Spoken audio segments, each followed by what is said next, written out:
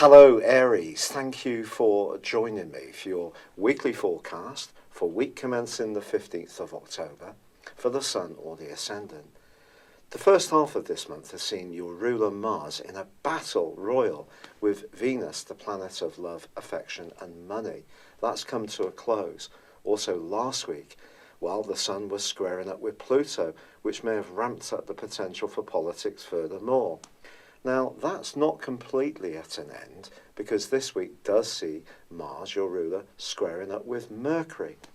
If someone is a bit more outspoken towards you, don't necessarily see this as a bad thing. Their radical outburst may actually give you some insights, even if it proves to be a bit challenging. But then again, it may be you who's swimming against the orthodox and what other people generally expect. With Venus continuing to track backwards, care is required around deep personal relationships and the way in which you do marshal your resources. But in the second half of this week, Venus does forge a very positive link with Saturn and Mercury with Pluto. And something that may have been difficult to understand of late can make a lot more sense as this week draws to a close. But if you can, don't try too hard to get along with someone who may be making more demands upon you. The quarter moon in the sign of Capricorn can present an opportunity for you to do so, but I wouldn't. Stick true to your principles. It's been a real pleasure being with you. I'd love it if you would like or comment on this video. If you've yet to do so, please do subscribe to this channel. Thank you. Hello Aries, thank you for joining me for your monthly forecast for October for the Sun or the Ascendant. I'm really grateful for all the lovely, kind suggestions to take on the rheumatoid arthritis that I'm working with at the moment, and I have adopted quite a few with some promising results. But this month begins with a big emphasis on your sector of relating. Now, you're someone who initiates. If you spend all your time worrying too much about what other people felt, you'd never get things going, because you're a cardinal sign, you're a doer, and you're very much involved in making things happen. But of course we can all learn, and the lessons and the journey of this month is to some degree about tuning in to how other people are feeling, perhaps coming to a greater understanding of what you need around your relationships, but also what you're prepared to give, but also what other people want from you. And that's where the more cooperative, harmonizing energies of Libra come in. But of course, there is big news this month, because the ruler of Libra, which is Venus, is going to be slamming on the brakes and going into a retrograde on the 5th, which will go on to the end of this month in the sign of Scorpio.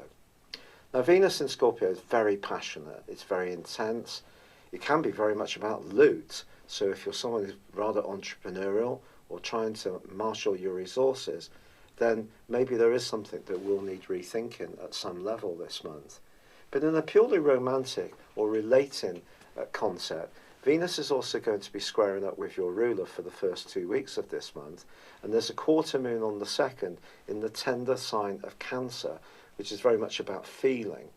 So even if you are trying to reach out and understand how someone's feeling towards you, they may not necessarily give you very straight answers. And this potential for confusion is enhanced even more on the back of the new moon in Libra, which occurs on the 9th, but is forging a quincunx with Neptune. Neptune is very much about erosion. It's about shifting sands. It is very intuitive, and if you can tune into your sixth sense in the following 2 weeks, then, 4 weeks, it's vital that you can, because this can help you to guide you, especially if there are some big decisions around relationships to be made. And I also feel that with Mercury moving into the deep and passionate Scorpio 2 on the 10th, what really should concern you this month, Aries, is not necessarily what people say, it's what they really mean. So if you can spend a bit more time thinking about relationships in general, I do feel it's going to be very much to your advantage, because it can help you to understand, as I said before, what you need but also what you're prepared to give. That's an equation that sometimes we perhaps don't always strike, especially when we think of the other person's needs and viewpoints too. Sometimes we just think about what we need. It's just a natural human way of being. So you are asked to look beyond your immediate needs and to try to keep the lines of communication open. But I do think there can be some intensity pitching up.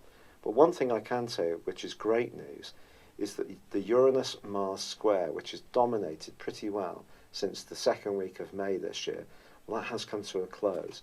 In fact, your ruler is really speeding up this month, and the fabulous news for you is that in the last 10 days, Mars forges a sensational angle with Pluto. If you can join together your resources or network or develop collaborative events or projects, that period of time, the last third of this month, could be very powerful and see you take some giant step forward.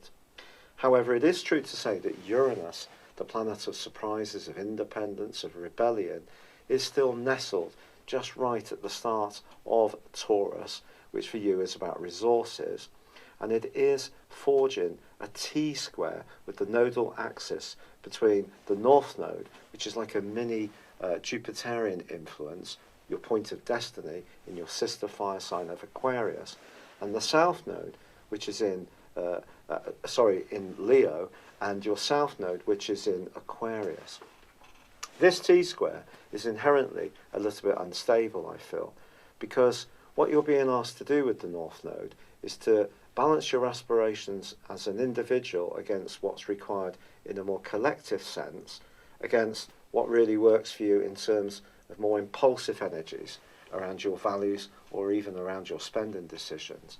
But the plot thickens because once the Sun moves on the 23rd into the sign of Scorpio, then that too is going to feed into this T-square, and we have a grand fixed cross. That's then going to be joined in a couple of days later by the reversing Venus.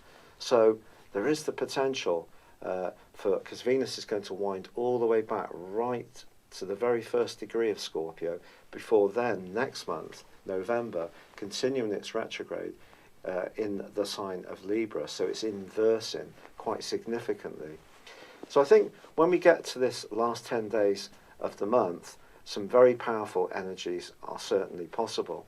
And also the first 2 weeks of this month, with Venus in a square to Mars, it's not necessarily going to be easy peasy when it comes to balancing our individual desires with that collective acceptance or what works for everybody. For example, if you're involved in a group of people where there tends to be some possessiveness or jealousy or underlying politics, that really could be quite troublesome. But what Uranus is doing for you is making you a little bit more impulsive, I feel, once you enter that last 10 days of the month. So if there is someone you really like, even if there is politics around it, and they're not necessarily telling you exactly what they want, which is one of your goals this month, I feel, you may still decide to be a little bit more daring in your approach, because there's part of you that needs to go through some kind of transformation. That's how the Sun is going to work out this month. You're going to want to have some kind of test, which is very, very exciting and thrilling, potentially, but also it can cause some issues. Certainly around a long-standing relationship, where perhaps there's an alteration in your values or the values of someone you've been involved in that's perhaps been evolving bit by bit for some while. And as much as Mars in Aquarius may make you a lot more optimistic at times this month, certainly the second half of the month, I do feel that balancing your individual needs against what works at a more committed and devoted level, that's really going to be the challenge. But the ironic thing is that Mercury then arrives in the sign of Sagittarius on Halloween, on the 31st.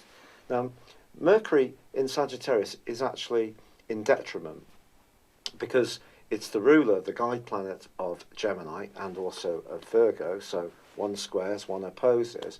But I always feel that Mercury in Sagittarius really can be a force for good, because Mercury is very much about knowledge, And Sagittarius is about expansion, philosophy, information, history.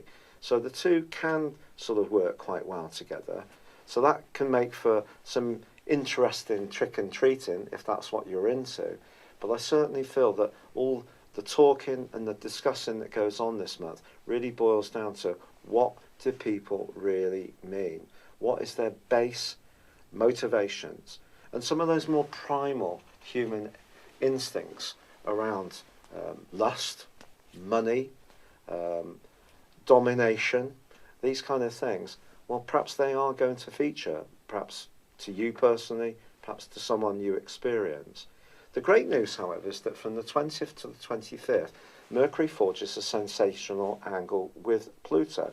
So if you need to balance your instinctive energies with a more penetrative understanding of things by thinking things through, talking to someone with great wisdom who's experienced in life, and really trying to understand some of the dilemmas or opportunities that you may have, I think that would be a very valuable thing to do and something that you shouldn't discount. But that does bring us to the full moon of the 26th, and this is really powerful because this is going to be sitting on top of Uranus and therefore coming into play in terms of that grand fixed cross. Something that you might want to change, someone could resist changing, or it could be someone wants to change something that you're happy to retain the status quo around. And it could come as a bit of a surprise, or it may be something that's been evolving for some while. Then there is part of you that needs to have your voice heard. And I think the energy of Saturn and Pluto in Capricorn is seeing you want to be taken more seriously, to have a greater impact on your environment, whether it's at work or in terms of the respect you're held within your family unit or even within your community. But at the same time, it's a delicate process. No one gets everything they want without giving something. And I think this full moon is going to see something around your resources or around your attitude to be challenged or changed, or there could be something that's in a state of flux, but it can be exciting. And it just depends on the type of Aries person you are, because you have a natural appreciation of initiation. You're often restless. Obviously, Uranus being in your sign since 2011, initially part-time, since 2011 full-time, and initially 2010 part-time, has given you even more encouragement to break out and be a free spirit. But I think because Uranus in the fixed sign of Taurus, which is very much about stability, kind of pushes some kind of change, some kind of structural seismic shift, which you're either going to be open to or you're not. But I do think something needs to give. And you coming out of this process feeling empowered and feeling that your voice is heard is really the main goal of this month, whilst retaining an open line of communication to the people who really matter. So cooperation is going to be important, listening highly important, always so on the back of a Libra new moon, but your intuition and also your ability to divine what other people want from you are going to be crucial factors too. It's been a real pleasure being with you, Aries. Thank you for joining me.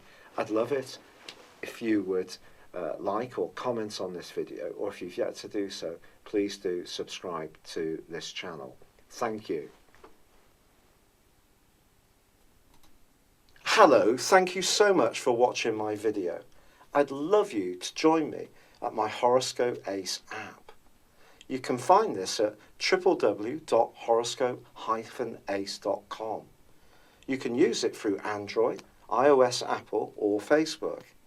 Check out your ascendant or your moon sign, or download your free birth chart. There's all your favourite videos, plus there are daily, weekly, monthly and yearly horoscopes for general, love, Chinese and Indian astrology. If your passion is tarot, there's my brilliant 3-card money or love tarot readings too. And it's all there at www.horoscope-ace.com. Thank you.